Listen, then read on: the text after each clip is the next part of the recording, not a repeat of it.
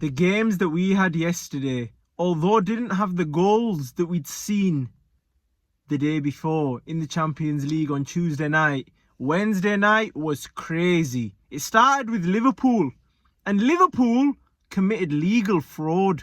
PSG had 29 attempts on goal, 9 of those on target, top quality strikes. A goal ruled out for Liverpool to walk away with the win. I'm a Liverpool fan. They had 2 shots, 1 significant shot on target. In the 86th minute, when Harvey Elliott got subbed off for Mohamed Salah, and he wins the game. He wins the tie. At PSG's ground, the Parc de France. That's mad. That is outrageous. Kvaratskhelia, I don't know how to say his name, but that brother, he's insane. He had a goal chalked off. A beautiful strike in the 18-yard box on his left foot, curled into the far corner. And although Alisson had an insane game, he couldn't save that. VAR struck that off offside. I think his toenail was offside. The back of his heel was just offside. VAR ruins moments like that. I'm not going to lie, PSG fans will be fuming. I'm a Liverpool fan. I sort of expected maybe we could get knocked out of the Champions League in this tie, but we managed to nick it. He also had multiple other chances. A long shot, a free kick which Alisson had no right to save. A shot where he dribbled inside of the box, faked to go into the far corner, goes near post, Alisson goes down and meets it. Barcola is through on goal in about the 20-30th minute.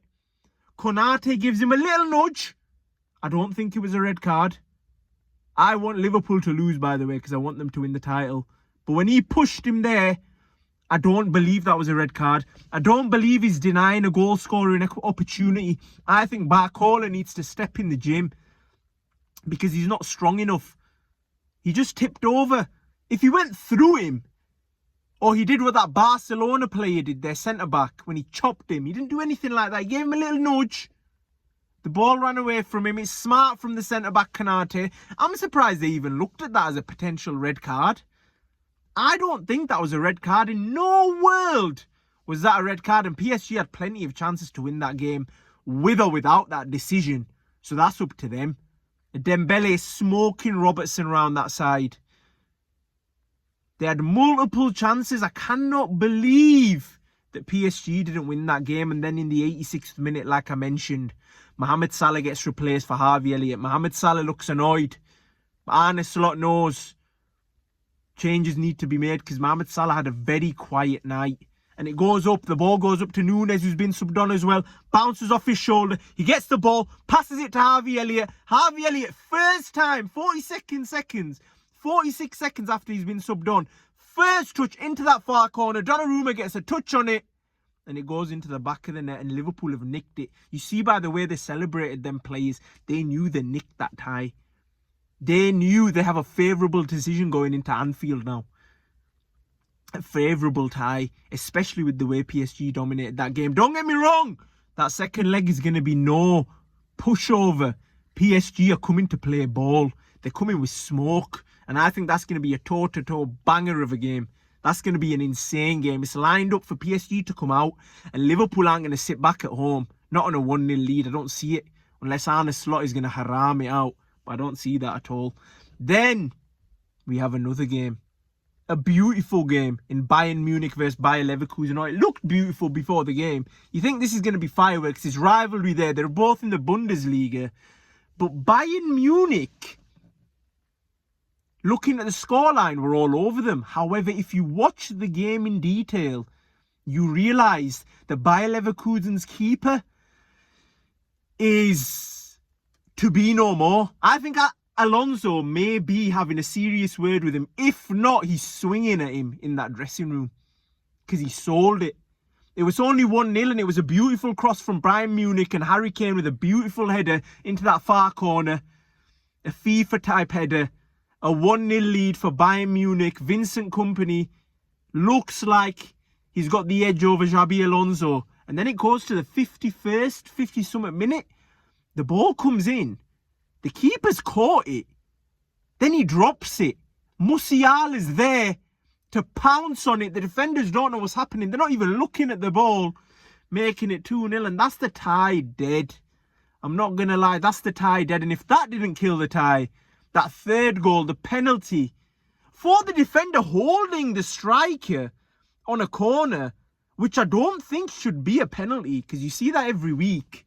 And Michael Oliver, if you've got Michael Oliver ref in your game, just know that refereeing performance is going to be abysmal, which it was. And the penalty was given, which Harry Kane slotted away with ease. And it was 3-0. The game's dead and buried. Alonso looking from the touchline thinking, what the hell have I signed up for? I didn't sign up for a keeper to be frauding me like that. And also Frimpong had a very good chance when it was 1-0 to level the game when Upamecano committed a crime, passing it back to his keeper. The pass was short and Frimpong should have buried it, and it should have been 1-1 rather than the 3-0 scoreline which we'd seen.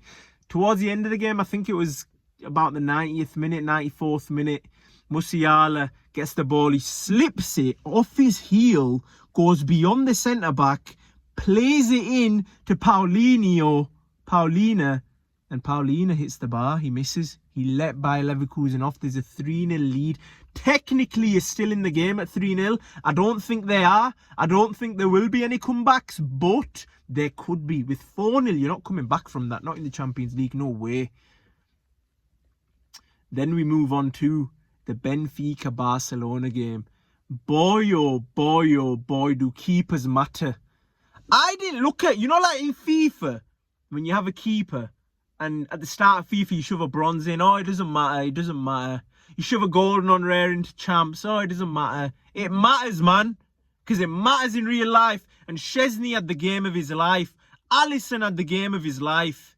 Holy, I think Szczęsny may have put up a better performance than Alisson. Don't get me wrong, he almost gave a penalty away, but the guy was luckily offside. But holy, Barcelona went down to 10 men when their centre-back absolutely chopped up Benfica's attacker with a disgusting challenge. He didn't go near the ball. It was always a red card. The referee didn't even need to go to VAR. It was always red. And that smelled danger for Barcelona. And Benfica couldn't actually capitalise, even though they had insane chances starting from 18 seconds. They should have scored. Szczęsny with a beautiful save. He saved some shots. There was a shot which came at him. He parried it, and then he had to kick the ball away because the attacker was going to pounce on it.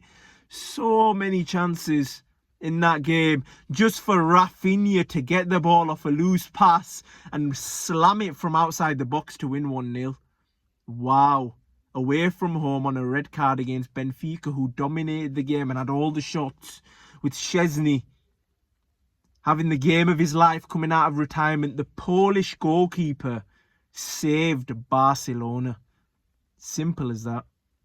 And then there was the Inter Milan game as well versus Feyenoord. We expected it. Feyenoord had 16 out of 25 players injured, probably playing with some injuries. They didn't really look a threat. Inter Milan didn't play the best game of their life, but they got a comfortable win, starting with Thuram with a beautiful finish off a cross. Lautaro scoring the second, which was a poacher's bullet finish when it came to him. And that was game, set, match. They did miss a penalty as well towards the end of the game, Zielinski, but that could have been the tie wrapped up. Feyenoord still have a chance, but will they make a comeback? Probably not. And wow, what a Champions League tie. What a beautiful set of matches we have.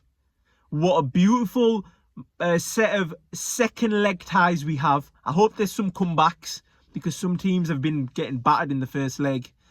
But I think we'll see the comebacks later in the competition after this round. So in the quarterfinals, semi-finals, I don't think we're going to see it just yet, because I don't think Feyenoord can make a comeback. Bayer Leverkusen, it looks too far gone. Although Kompany may haram it out with his high line, and they may get the first goal, but they definitely need the first goal. And Atletico Madrid could make a comeback as well. We'll see how it goes. But like I say, goalkeepers do matter in football. because we saw it yesterday with Alisson and Szczęsny. Szczęsny arguably putting up a better performance, even though Alisson's performance was outstanding. Some of the saves he made, holy. There was a point in time when there was 6 centre-backs on the line, or 6 defenders, and he'd made a save and then he'd made another save. It was well out of his reach. I don't know how PSG didn't score, man. How did PSG not score?